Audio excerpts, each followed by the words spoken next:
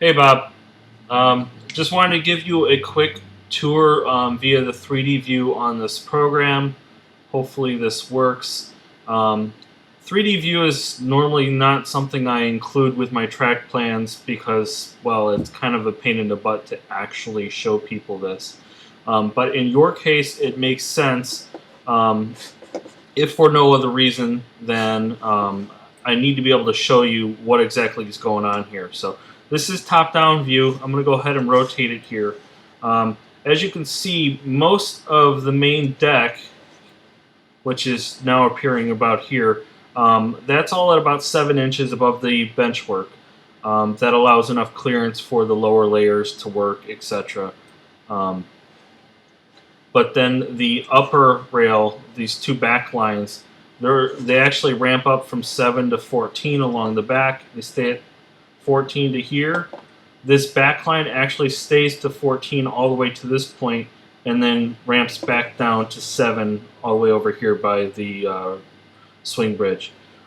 This inside line here actually goes from 14 to 15 back to 14, and that's to hump over these blue tracks here. Try and zoom in a little bit for you.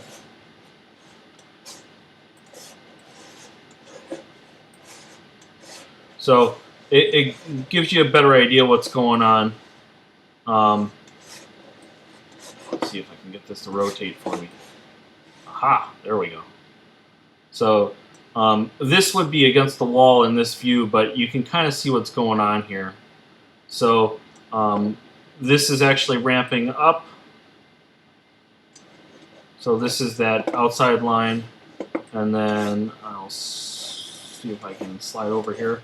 Okay, these are the two lines. This upper track is at 15, whereas this green track here is starting to ramp up, and the blue track is starting to ramp down. So you're probably going to have some sort of like a vertical wall or something, at least in a short section of this.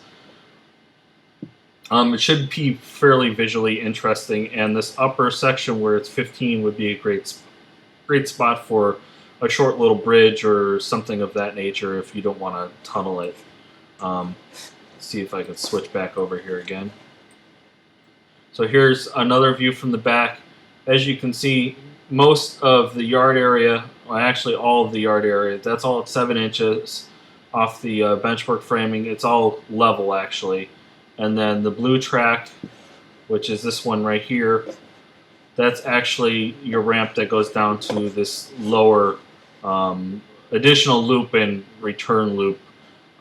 As I told you in the email, the return loops are like 28 feet long each, so that's more than plenty for anything you're going to be running on this layout. I actually wouldn't advise running trains any longer than that without thoroughly testing. Over here, this view, this is just simply showing you that it's going from 7 inches up to the 14 inches. This,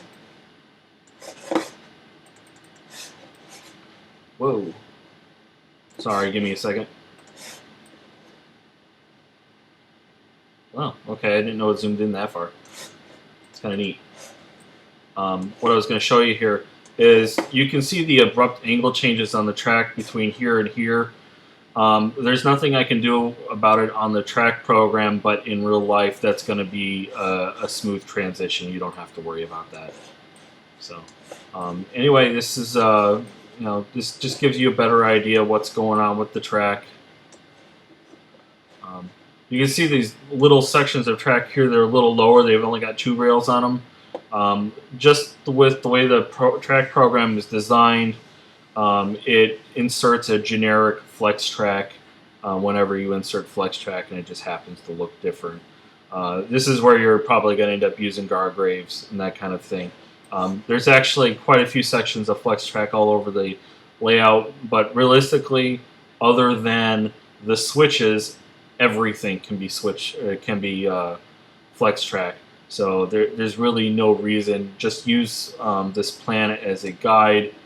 If it's a 72-inch 072 track, it's going to be 36 inches for the radius. You can do that with the flex track just as easily as you can with any of the regular track. Anyway, I hope this gives you a better general idea of what's going on. Oh, the light blue track. So, zoom in just a little bit. So from here, which is where the swing bridge is, this is at 7, and this return area here is at 7. But from here all the way through to this switch, and from here all the way back to this switch, that goes from 7 to 8. So basically what I had to do here was I had to bump this short section of track from here to here to roughly here.